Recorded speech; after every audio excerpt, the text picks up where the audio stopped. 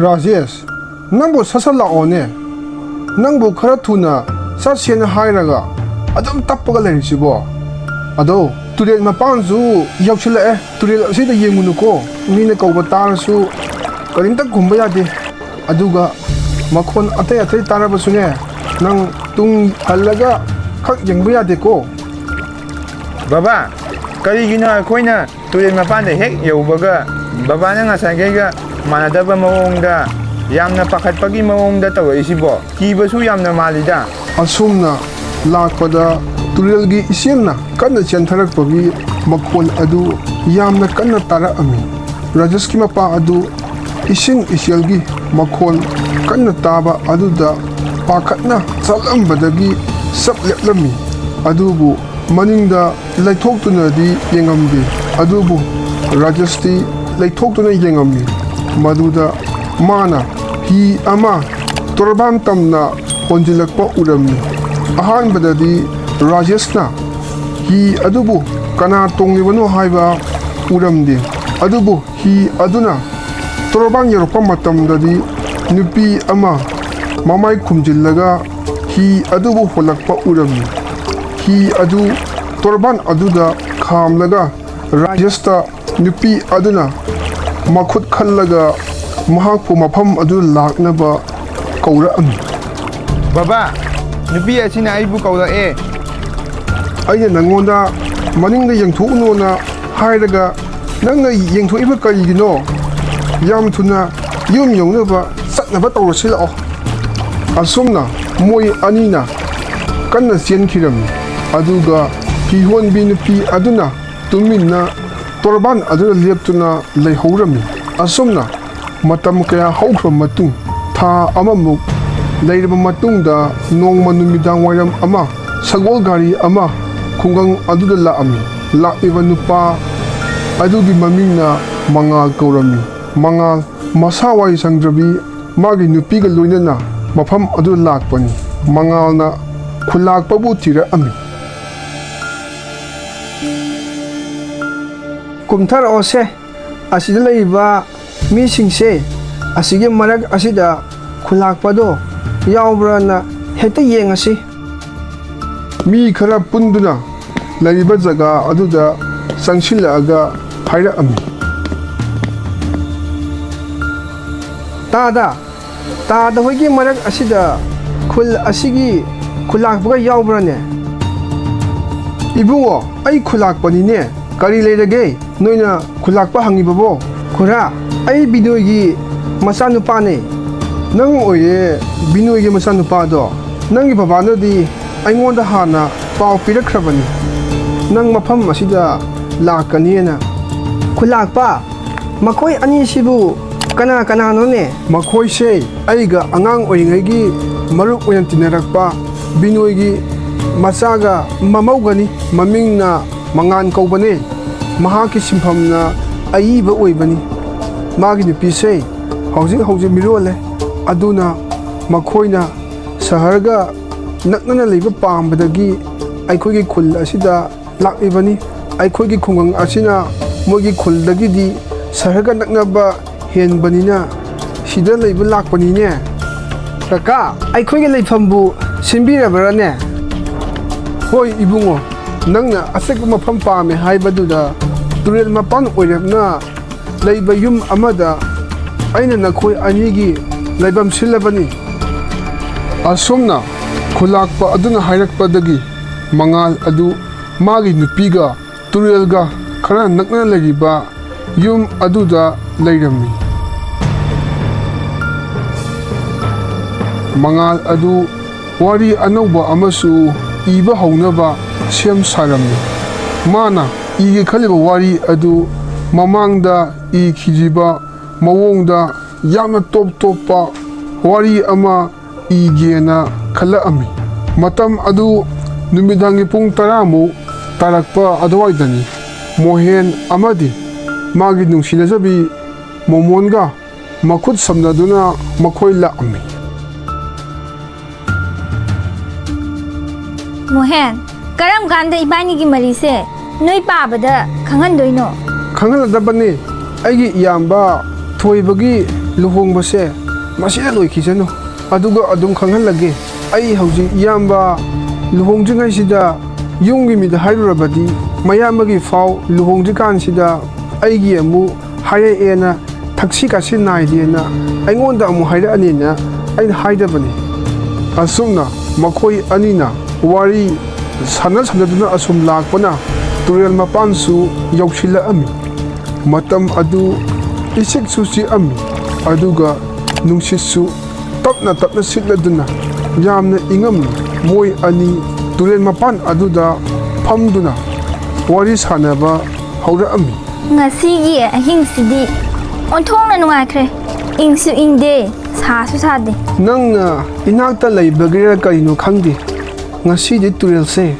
ꯑꯣꯟꯊꯣꯛꯅ ꯐꯖꯈ꯭ꯔꯦꯗ ꯃꯈꯣꯏ ꯑꯅꯤ ꯌꯥꯝꯅ ꯍꯔꯥꯎꯅ ꯋꯥꯔꯤ ꯁꯥꯟꯅꯗꯨꯅ ꯂꯩꯔꯝꯃꯤ tanjasida hi honba amaga lakladi yam nungainibu ai hi tongba yamna pame ꯑꯁꯨꯝꯅ ꯂꯩꯔꯤꯉꯩ ꯇꯟꯖꯥ ꯑꯁꯤꯗ ꯍꯤ ꯑꯃ ꯃꯈꯣꯏ ꯇꯝꯅ ꯍꯣꯟꯖꯤꯜꯂꯛꯑꯝꯃꯤ ꯍꯤ ꯑꯗꯨꯕꯨ ꯍꯣꯜꯂꯤꯕ ꯑꯗꯨꯗꯤ ꯃꯃꯥꯏ ꯈꯨꯝꯖꯤꯟꯕꯤ ꯅꯨꯄꯤ ꯑꯣꯏꯔꯝꯃꯤ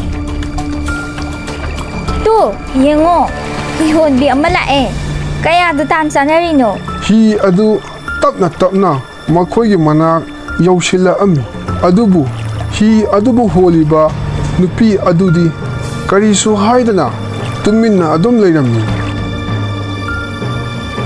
indomcha akhoi ani hi duda amukta tongjage yagadro ꯅꯨꯄꯤ ꯑꯗꯨꯅ ꯇꯣꯡꯉꯛꯑꯣ ꯍꯥꯏꯕꯒꯤ ꯃꯉꯛ ꯅꯣꯝꯃꯝꯃꯤ yam harawe yabirakuni mohen lao hi dongse ꯃꯗꯨꯗꯒꯤ ꯃꯈꯣꯏ ꯑꯅꯤ ꯍꯤ ꯑꯗꯨꯗ ꯇꯣꯡꯉꯝꯃꯤ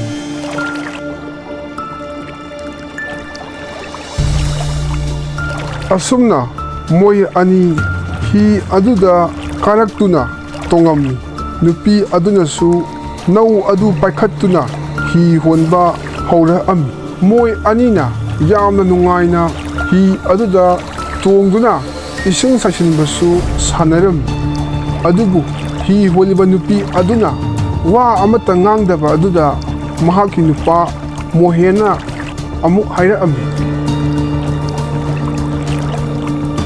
ꯐꯅ ꯁꯥꯡꯅꯁꯨ ꯍꯤ ꯑꯁꯦ ꯇꯣꯡꯗꯨꯅ ꯂꯥꯛꯂꯦ ꯍꯧꯖꯤꯛꯇꯤ ꯇꯨꯔꯦꯜ ꯑꯁꯤꯒꯤ ꯃꯌꯥꯏ ꯆꯞ ꯆꯥꯅ ꯌꯧꯔꯦ ꯑꯗꯨꯒ ꯀꯔꯤꯒꯤꯅꯣ ꯉꯁꯥꯏꯗꯒꯤ ꯍꯤ ꯍꯣꯜꯂꯤꯕ ꯏꯗꯣꯝꯆꯥ ꯑꯁꯤꯅ ꯋꯥ ꯑꯃꯠꯇ ꯉꯥꯡꯗ꯭ꯔꯤꯕꯁꯤꯅ ꯏꯗꯣꯝꯆꯥ ꯅꯪꯕꯨ ꯑꯁꯦꯡꯕꯒꯤ ꯍꯤ ꯍꯣꯟꯕꯤꯔꯣ ꯅꯠꯇ꯭ꯔꯒꯅ ꯆꯨꯝꯅ हि होनबदगी अखोइगा थिंगरिब्रो मोहेना असोमना हारुबदगी नुपी अदु हि हाना होलंबदगी हेना कन्ना होनखिरमी अदुगा इखंग खंगहौदना नुपी अदुगी ममाइदा खुमलंबा फी अदु नुंगसिना हुंदोखिरमी नुपी अदुगी माइथोंग अदु उबदा मखोइ अनि खंगम्मी मोमोना कीना लाउरम मतुंगदा वानथखिरमी मिकुप खरगे मतुंगदा मोमोन अदु ग्यान लाअमी अदुबु मा तुरगी मपानदा मतोमदा लेरंबा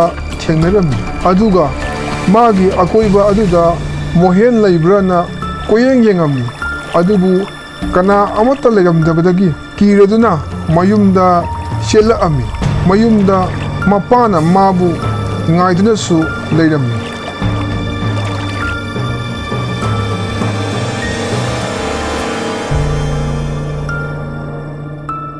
मोमोन अहिंग अथेंगबा सिदा नंगबु गदाइदा चतलुबनोने मोमोन अदु मपाबु उबदा यामना पाखलमी अदुबु मपाना ngangliba अदु करीमता खुममदना इमुंगदा तुमिना संखिरमी अदुबु मोमोन अदु मोहेंगी खनबदा यामना वारमी नुमित अदुदगी हौना मोमोन अदु अंगक अंगकपा खोजल कया सुताबा हौरअमी हि होनमी खोजल अदुतना महाकी नाकोंगदा निलगा लेरमी करीगिनो आई नाकोंगसिदा हि होनबगी मखोन अदुम तारिसिबो आई सासे हानगा सुमान मानखिद्रे मोहेन कदाइदा लेखरबा मागी मपावसो अमत्ता फंगदे असी खलदुना मोमोना थौना हांदोक्तुना येंगमी करीनो आई मिटना उरिसिबो असेंबरा हि होनबिदो ꯃꯥꯒꯤ ꯍꯤꯗ ꯇꯣꯡꯗꯨꯅ ꯃꯄꯥꯜꯗ ꯂꯩꯔꯤꯕꯁꯤꯕꯣ? ꯍꯣꯏ ꯏꯃꯥ, ꯑꯩꯕꯨ ꯑꯝꯇ ꯀꯟꯕꯤꯌꯣ. ꯃꯆꯥꯅ ꯂꯥꯎꯕꯒꯤ ꯃꯈꯣꯟ ꯑꯗꯨ ꯇꯥꯕꯗ ꯃꯃꯥꯁꯨ ꯃꯥꯒꯤ ꯃꯅꯥꯛ ꯇꯝꯅ ꯆꯦꯟꯁꯤꯜꯂꯛꯑꯝꯃꯤ. 이비엠아, 이비엠아,ꯀꯔꯤ ꯇꯧꯔꯒꯦ? 이마, ꯑꯁꯤꯗ ꯂꯩꯔꯦ ꯑꯁꯤꯗ. ꯀꯔꯤꯅꯣ 이비엠아? ꯃꯄꯥꯟꯁꯤꯗꯗꯤ ꯀꯔꯤꯁꯨ ꯂꯩꯇꯦꯅꯦ. ꯃꯃꯥꯒꯤ ꯋꯥꯗꯨ ꯇꯥꯕꯗ ꯃꯣꯃꯣꯟ ꯑꯗꯨ ꯉꯛꯂꯗꯨꯅ ꯊꯣꯡꯅꯥꯎꯗ ꯌꯦꯡꯊꯣꯛꯑꯝꯃꯤ. ꯃꯗꯨꯗ ꯀꯔꯤꯁꯨ ꯂꯩꯔꯝꯗꯕꯗꯒꯤ ꯌꯥꯝꯅ ꯉꯛꯑꯝꯃꯤ. ꯃꯥ ꯑꯃꯨꯛ ꯍꯟꯅ ꯃꯈꯥ ꯇꯥꯅ ꯃꯃꯥꯗ ꯀꯔꯤꯁꯨ ꯍꯥꯏꯔꯝꯗꯅ ꯅꯨꯃꯤꯠ ꯑꯗꯨꯒꯤ ꯅꯨꯃꯤꯗꯥꯡꯗ ꯃꯣꯃꯣꯟ ꯑꯗꯨ ꯀꯤꯅ ꯃꯥꯒꯤ ꯐꯃꯨꯡꯗ ꯇꯨꯝꯕ ꯆꯪꯈꯤꯔꯝꯃꯤ. ꯆꯥꯎꯔꯥꯛꯅ ꯑꯍꯤꯡꯒꯤ ꯄꯨꯡ ꯑꯃꯃꯨꯛ ꯇꯥꯔꯛꯄ ꯑꯗꯨꯋꯥꯏꯗ ꯃꯥꯅ ꯇꯨꯝꯂꯤꯉꯩꯗ ꯃꯥꯒꯤ ꯃꯈꯣꯡ ꯑꯗꯨꯗ ꯀꯅꯥꯒꯨꯝꯕ ꯃꯈꯨꯠ ꯆꯣꯠ ꯂꯥꯎꯕ ꯑꯃꯅ ꯄꯥꯏꯔꯛꯄꯒꯨꯝ ꯃꯁꯥꯗ ꯐꯥꯎꯔꯛꯑꯝꯃꯤ. ꯀꯅꯥꯅꯣ? ꯃꯃꯤꯠ ꯈꯪꯄꯥꯡ ꯄꯥꯡꯊꯣꯛꯇꯨꯅ ꯃꯥꯅ ꯌꯦꯡꯊꯣꯛꯈꯤꯕꯗ ꯃꯥꯒꯤ ꯐꯃꯨꯡ ꯑꯗꯨ ꯏꯁꯤꯡ ꯏꯌꯥꯏꯗ ꯇꯥꯎꯗꯨꯅ ꯂꯩꯔꯝꯕ ꯊꯦꯡꯅꯔꯝꯃꯤ. ꯑꯗꯨꯒ ꯍꯤ ꯍꯣꯟꯕꯤ ꯅꯨꯄꯤ ꯑꯗꯨꯁꯨ ꯇꯞꯅ ꯃꯥꯒꯤ ꯃꯅꯥꯛ ꯇꯝꯅ ꯍꯤ ꯍꯣꯟꯖꯤꯜꯂꯛꯄ ꯃꯍꯥꯛꯅ ꯎꯔꯝꯃꯤ. ꯀꯔꯤꯅꯣ ꯑꯩꯉꯣꯟꯗ ꯇꯧꯔꯤꯕꯁꯤꯕꯣ? ꯀꯔꯤꯒꯤꯅꯣ ꯍꯤꯍꯣꯟꯕꯤ ꯑꯁꯤꯅ ꯑꯩꯒꯤ ꯇꯨꯡ ꯀꯣꯏꯅ ꯏꯟꯅꯗꯨꯅ ꯂꯩꯔꯤꯕꯁꯤꯕꯣ? ꯀꯅꯥꯒꯨꯝꯕ ꯑꯃꯅ ꯃꯁꯥ ꯅꯣꯝꯂꯛꯑꯝꯃꯤ. ꯃꯥ ꯒ꯭ꯌꯥꯟ ꯂꯥꯛꯑꯝꯃꯤ ꯑꯃꯗꯤ ꯃꯥꯒꯤ ꯀꯥ ꯑꯗꯨ ꯀꯔꯤꯁꯨ ꯇꯧꯗꯨꯅ ꯃꯃꯥꯒ ꯃꯄꯥꯒꯁꯨ ꯃꯥꯒꯤ ꯅꯥꯀꯟꯗ ꯂꯦꯞꯇꯨꯅ ꯂꯩꯔꯝꯕ ꯃꯍꯥꯛꯅ ꯊꯦꯡꯅꯔꯝꯃꯤ. 이비엠아, ꯀꯔꯤ ꯇꯧꯔꯒꯦ ꯃꯤ ꯅꯪꯕꯣ? ꯑꯁꯨꯝꯅ ꯃꯆꯥꯅꯨꯄꯤ ꯑꯗꯨꯅ ꯊꯣꯛꯈꯤꯕ ꯊꯧꯗꯣꯛ ꯄꯨꯝꯅꯃꯛ ꯂꯤꯔꯝꯃꯤ. ꯅꯁꯥꯗꯣ ꯀꯩꯅꯣꯝꯃ ꯏꯇꯧ ꯇꯧꯕ ꯃꯥꯜꯂꯦ.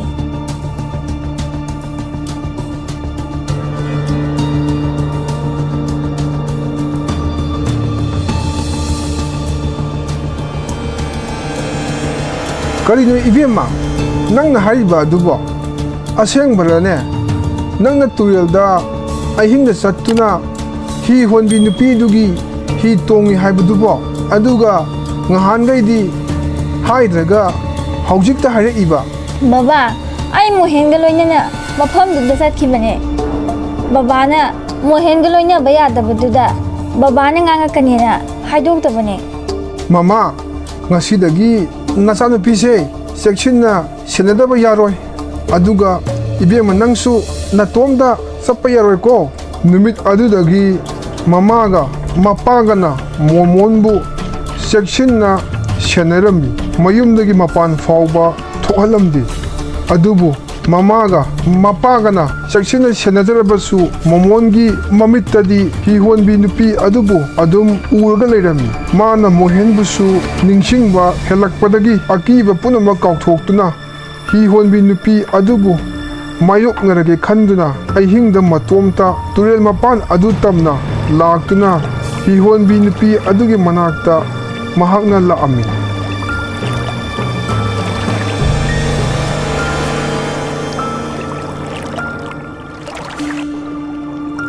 ꯀꯔꯤꯒꯤꯅꯣ ꯅꯪꯅ ꯑꯩꯒꯤ ꯏꯇꯨꯡꯗ ꯀꯣꯏꯏꯟ ꯏꯟꯅꯗꯨꯅ ꯂꯩꯔꯤꯕꯁꯤꯕꯣ?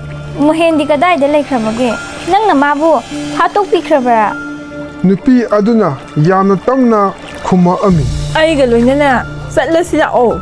ꯅꯪꯕꯨ ꯑꯩꯅ ꯃꯣꯍꯦꯟꯒꯤ ꯃꯅꯥꯛꯇ ꯄꯨꯕꯤꯔꯒꯦ ꯂꯥꯛꯑꯣ. ꯍꯤꯍꯣꯟꯕꯤ ꯑꯗꯨꯕꯨ ꯊꯥꯖꯔꯗꯨꯅ ꯃꯣꯃꯣꯟꯅ ꯍꯤ ꯑꯗꯨꯗ ꯇꯣꯡꯈꯠꯂꯝꯃꯤ.